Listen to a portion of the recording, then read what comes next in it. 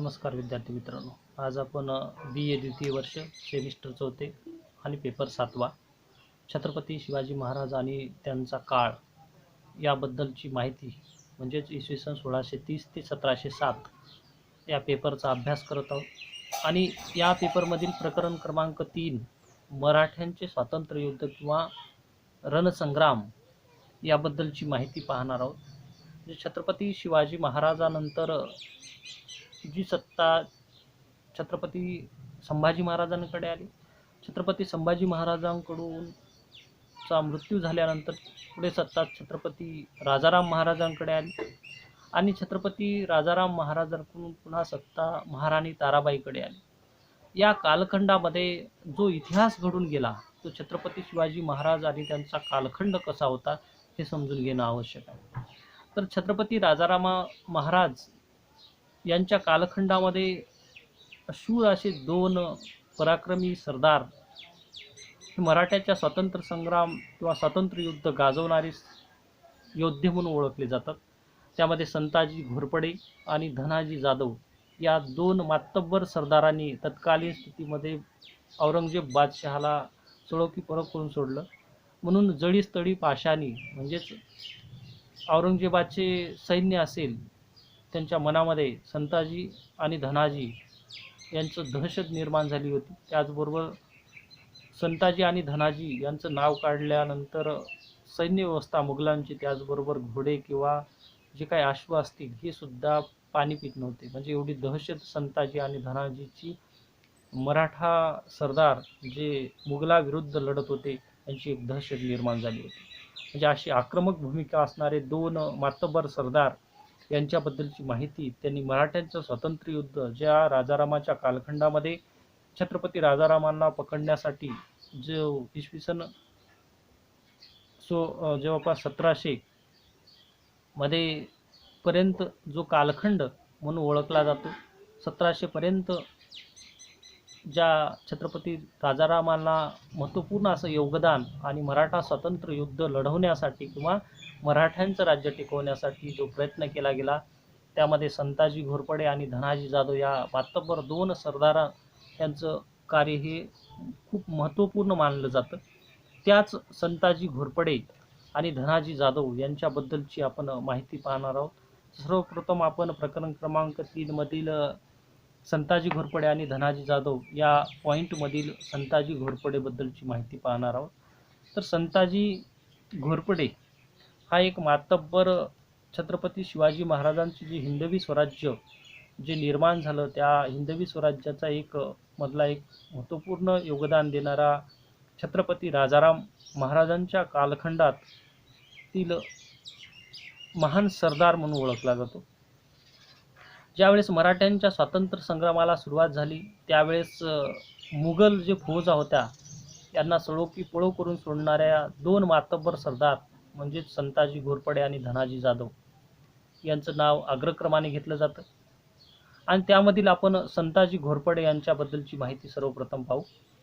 तर छत्रपती राजाराम महाराज यांनी मराठ्यांच्या स्वातंत्र्य युद्धाला किंवा रणसंग्रामाला एक महत्त्वपूर्ण वळण दिलं आणि मुघल बादशाह औरंगजेबाविरुद्ध आक्रमक भूमिका घेण्यासाठी त्यांनी मराठ्यांच्या ज्या सरदारांना वतनांचा लोभ दाखवला किंवा वतन जहागीर देण्याचं काम केलं। त्यामुळे मुघलांकडे जाणारी जी काही मराठा सरदार हे पुन्हा एकदा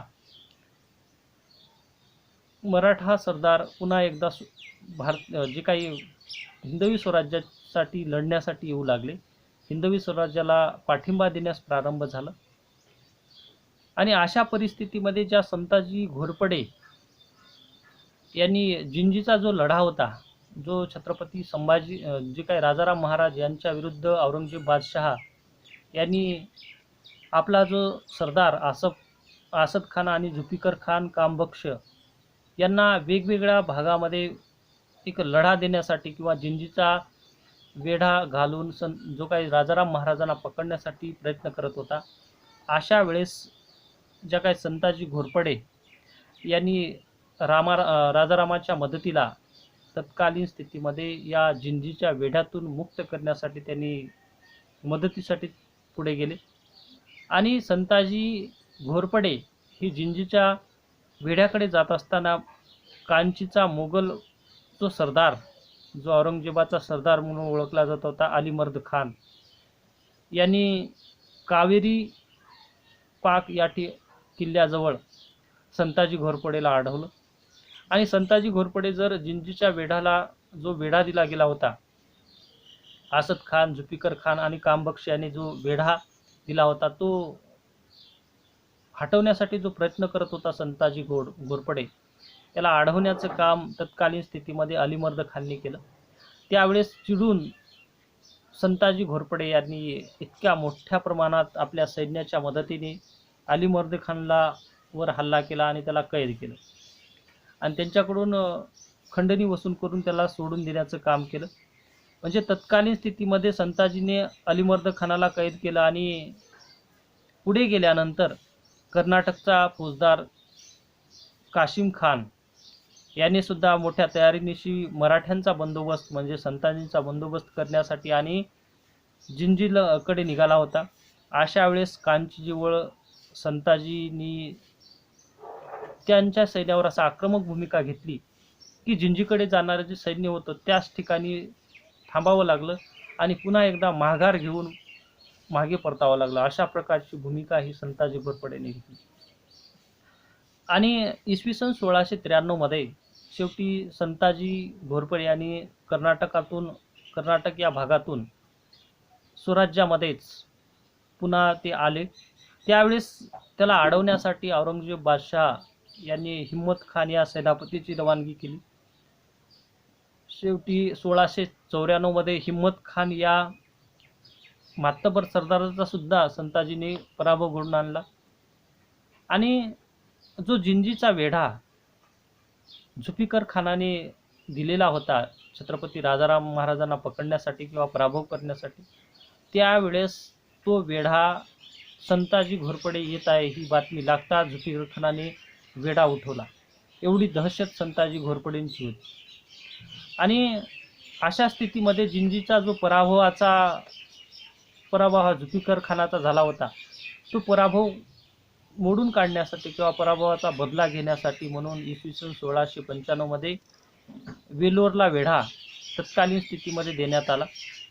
त्यावेळेस धनाजीने जुल्फिकार खानाचा हा डाव पाडून काढण्यासाठी वेलूरकडे, त्या वेलूरच्या किल्ल्याकडे कूच केली आणि जुल्फिकार खान त्या ठिकाणचा संताजी घोरपडे येत आहे ही बातमी ऐकताच तो वेढा उठून त्याला पळून जावं लागलं किंवा तो तिथून निघून गेला.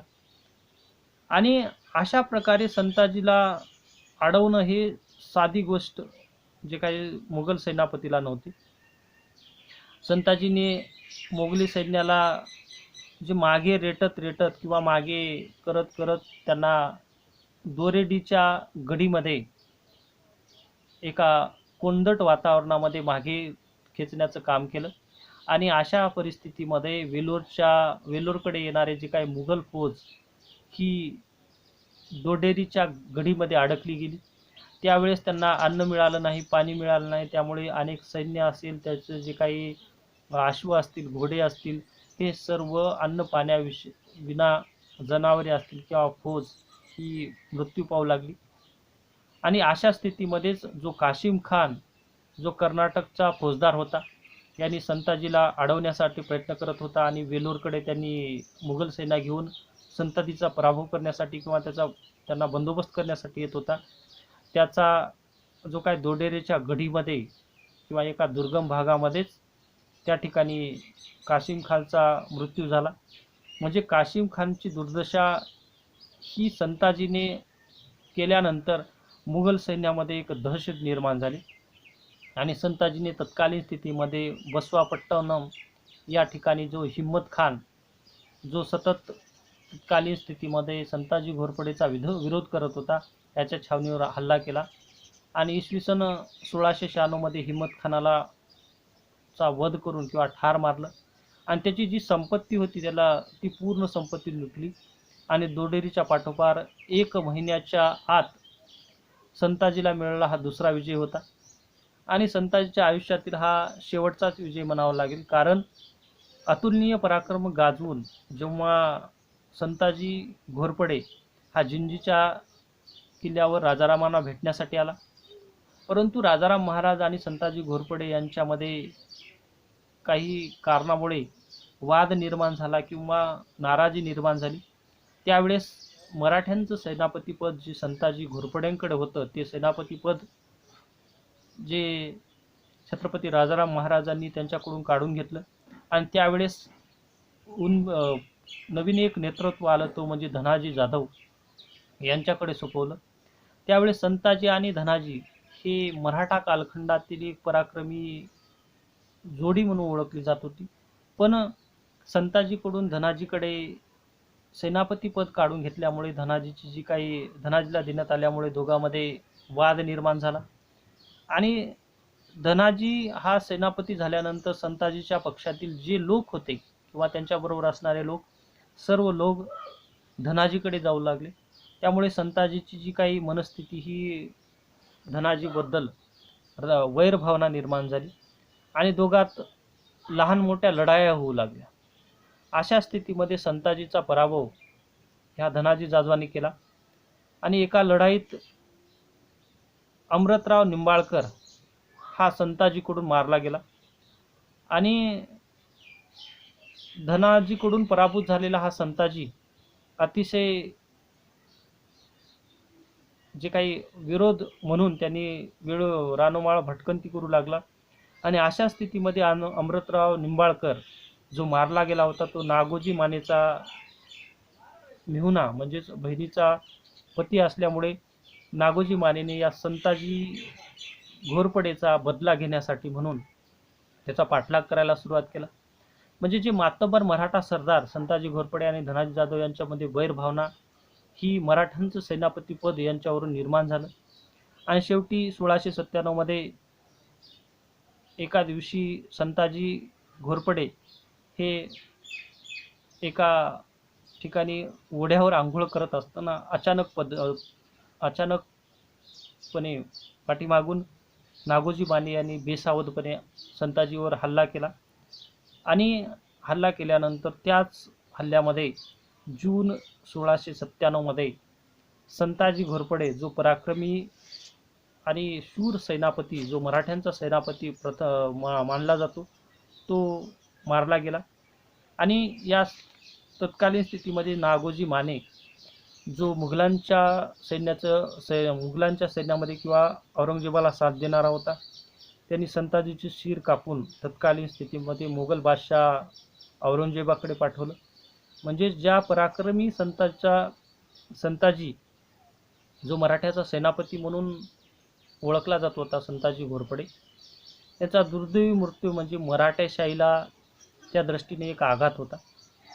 म्हणजे ज्या पराक्रमी शूर सरदाराने जिंजीच्या वेढ्यामध्ये राजाराम महाराजांची मुक्तता करण्याचं काम केलं, पण राजाराम महाराज आणि संताजी घोरपडे यांच्यामध्ये वैरभावना, त्याचबरोबर सेनापती पद संताजीकडून काढून घेऊन धनाजी जाधवाकडे दिल्यामुळे संताजी आणि धनाजीमध्ये जे काही वैरभावना, त्याच्याबरोबरच जे काही अमृतराव निंबाळकरांची हत्या ही संताजीकडून झाल्यानंतर नागोजी माने यांनी संताजीची हत्या घडून आणली आणि मराठा राज्यातील एक शूर पराक्रमी सेनापती संताजी घोरपडे यांचा अंत इसवी सन 1697 मध्ये झाला आणि मराठाशाहीमधला शूर कर्तबगार जो काही सरदार, त्याचा अंत झाला.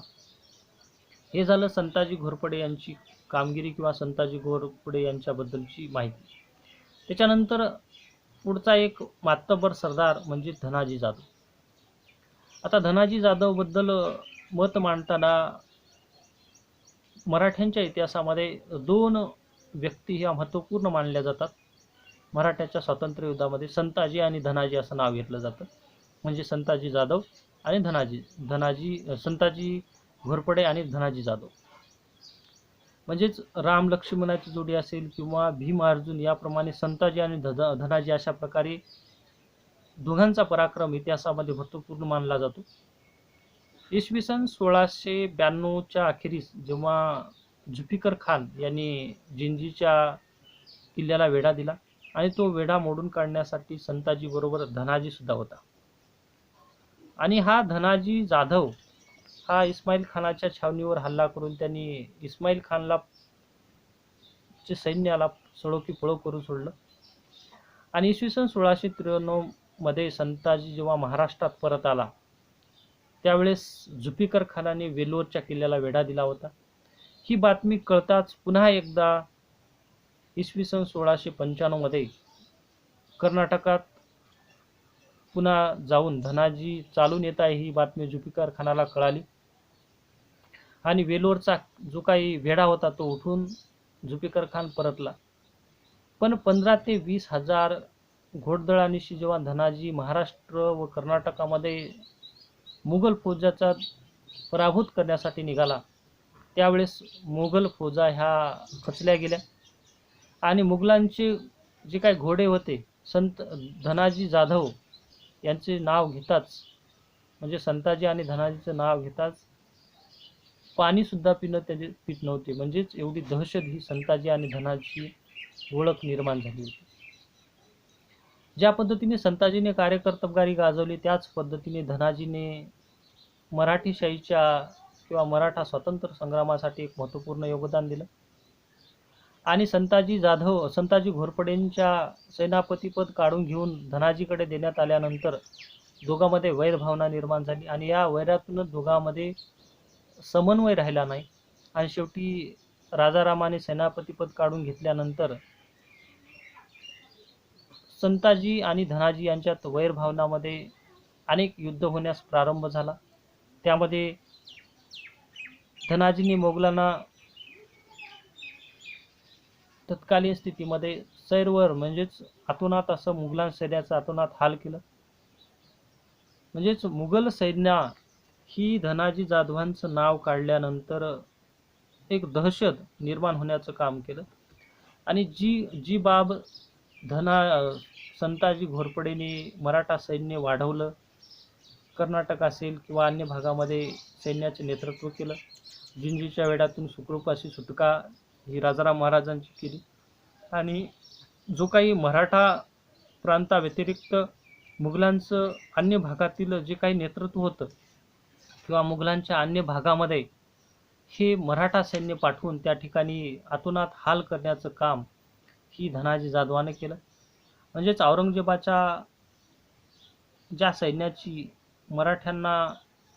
मराठ्यांनी एक नेस्तानुभूत करण्याचं काम मराठा सरदारांनी औरंगजेबाच्या सैन्याचं केलं. त्यामुळेच तत्कालीन स्थितीमध्ये इसवी सन 20 फेब्रुवारी 1707 पर्यंत म्हणजे औरंगजेबाच्या मृत्यूपर्यंत या धनाजी जाधवाने मराठा सेनापती पद बसवून मराठ्यांच्या सैन्याच्या मदतीने पूर्ण औरंगजेबाच्या सैन्याचा पराभव करण्याचं काम केलं. हे होते दोन मातब्बर सरदार संताजी घोरपडे आणि धनाजी जाधव. या संताजी आणि धनाजी जाधवाने तत्कालीन स्थितीमध्ये महत्त्वपूर्ण असं योगदान हे दिलेलं होतं आणि त्यामुळेच जे काय मराठ्यांचं स्वातंत्र्य युद्ध हे वाढलं गेलं, पुढे त्याचा विस्तार झाला आणि याच बाबीमुळे मराठ्यांचा स्वातंत्र्य संग्राम हे महत्त्वपूर्ण मानला जातो. आता या प्रकरणातील शेवटचा पॉईंट म्हणजे मराठ्यांच्या स्वातंत्र्य युद्धाचं महत्त्व. आता हे मराठ्यांचं स्वातंत्र्य युद्ध किती महत्त्वपूर्ण आहे किंवा का महत्त्वपूर्ण आहे हे समजून घेणं आवश्यक आहे. तर मराठ्यांच्या ज्या काय स्वातंत्र्य युद्ध ही जगातल्या स्वातंत्र्यप्रेमींना सतत प्रेरणा देणार आहे. कारण ज्या हिंदवी स्वराज्याची स्थापना छत्रपती शिवाजी महाराजांनी केली त्या हिंदवी स्वराज्याची स्थापनेनंतर ही परंपरा पुढे संभाजी महाराज, छत्रपती राजाराम महाराज आणि महाराणी ताराबाई यांनी औरंगजेब बादशहाला 1707 पर्यंत सतत लढा दिला. म्हणजेच असमान द्वंद्व जी शासन व्यवस्था मुघल सत्ता 1526 मध्ये जेव्हा बाबराने निर्माण केली तेव्हापासून टिकून असणारं भारतामधलं मुघलांचं बलाढ्य असं साम्राज्य आणि जेव्हा छत्रपती शिवाजी महाराजांनी जे हिंदवी स्वराज्य स्थापन केलं हे साम्राज्य म्हणजे हिंदवी स्वराज्य हे साम्राज्य हे मराठ्यांचं अस्तित्व होतं आणि ते अस्तित्व मिटवण्यासाठी औरंगजेब बादशाह जवळपास 1689 ते 1707 म्हणजे 18 वर्षाच्या काळात मराठ्यांचे स्वातंत्र्य युद्ध दोन असमान अशा शक्तीमध्ये लढलं गेलं. एका बाजूला तत्कालीन जगातील सर्वात मोठं साम्राज्य म्हणजे औरंगजेबाचं साम्राज्य म्हणून ओळखलं जात होतं, आणि एका बाजूला हिंदुस्थानाची सारी संपत्ती, आणि दुसरीकडे म्हणजे हिंदुस्थानातलं छोटं राज्य, छोटी साधन संपत्ती, आणि जी काही कमी फौज असणारे सैन्य नेतृत्व, अशा स्थितीमध्ये मराठा आणि औरंगजेबाचं मराठा साम्राज्य आणि मुघल साम्राज्याच्या मध्ये एक असमान असं द्वंद्व होतं. आणि सैन्यशक्तीमध्ये समानता नव्हती, साम्राज्यामध्ये समानता नव्हती, साम्राज्य विस्तारामध्ये समानता नव्हती. तरी पण औरंगजेब बादशाह यांनी जी आक्रमक भूमिका 18 वर्ष हे मुघलांनी जो मराठ्यांशी लढा दिला, तो शेवटपर्यंत मराठ्यांनी मुघलांना शह देण्याचं काम केलं. त्याचबरोबर मराठेशाही ही नष्ट करण्याची जी औरंगजेबाची महत्त्वाकांक्षा, आणि दक्षिणेतला ज्या काही शाया होत्या, 5 शाया, ज्यांनी औरंगजेबाच्या शासनकाळामध्ये बुडवल्या गेल्या किंवा नष्ट झाल्या, त्याच पद्धतीने मराठी सत्ता ही मिटवून टाकण्याचं काम औरंगजेब करत होता.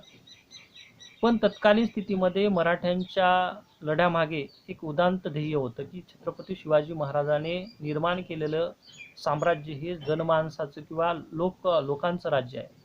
तर ज्या औरंगजेब बादशहाने पारंपरिक आलेलं जे साम्राज्य, मुघल साम्राज्य, हे पगारी सैनिक असतील किंवा राजसत्ता किंवा साम्राज्य विस्तार करण्याची भूमिका, ही दोन परस्पर भिन्न प्रेरणा होत्या. म्हणजे औरंगजेबाची सत्ता ही तत्कालीन स्थितीमध्ये एक पारंपरिक आलेलं राज्य, आणि मराठ्यांचं राज्य ही सर्व जनमानसासाठी निर्माण केलेलं हिंदवी स्वराज्य, अशी एक भावना जनमानसात निर्माण झाली. म्हणजेच दोन असमान राज्य, जे पारंपरिक किंवा वंशपरंपरागत आलेलं राज्य आणि एक जनमानसाचं राज्य म्हणून ओळखलं जाणारं राज्य, अशा प्रकारची भूमिका ही दोन राज्यामध्ये होती.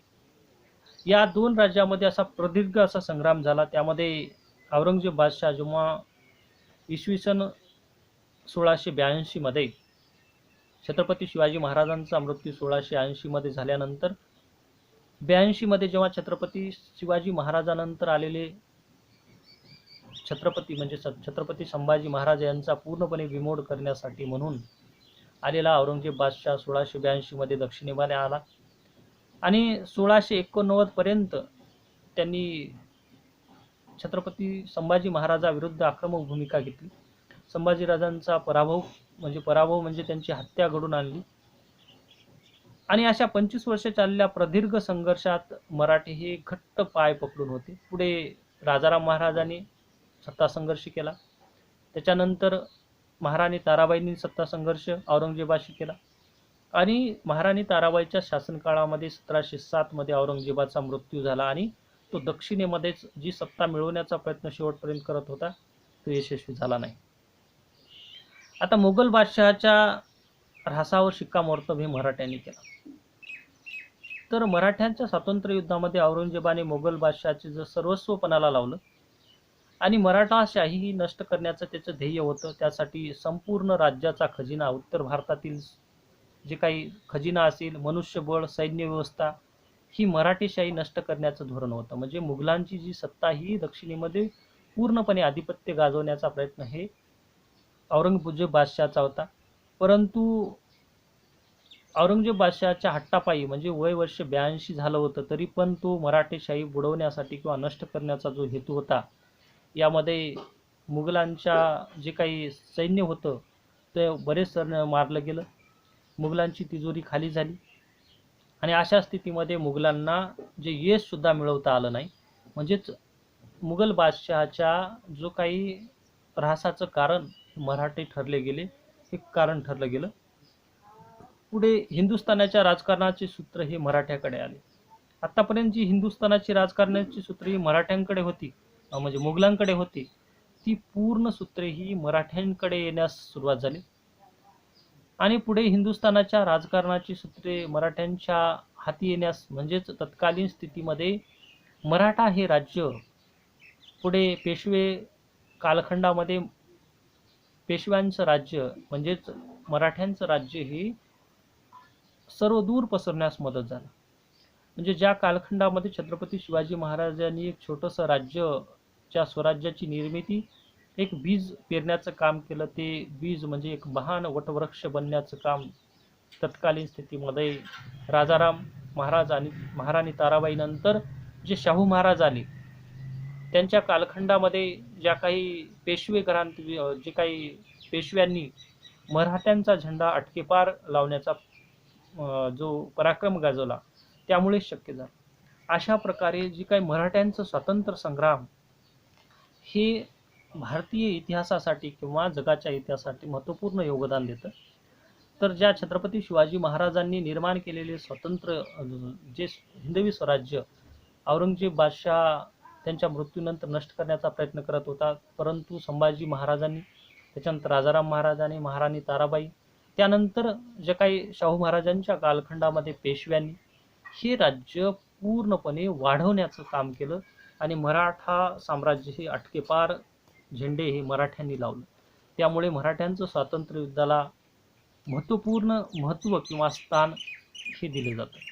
ही आत्तापर्यंत जी माहिती पाहिली ती म्हणजे प्रकरण क्रमांक 3 मराठ्यांचं स्वातंत्र्य युद्ध किंवा रणसंग्राम याबद्दलची माहिती पूर्णपणे समजून घेतलं.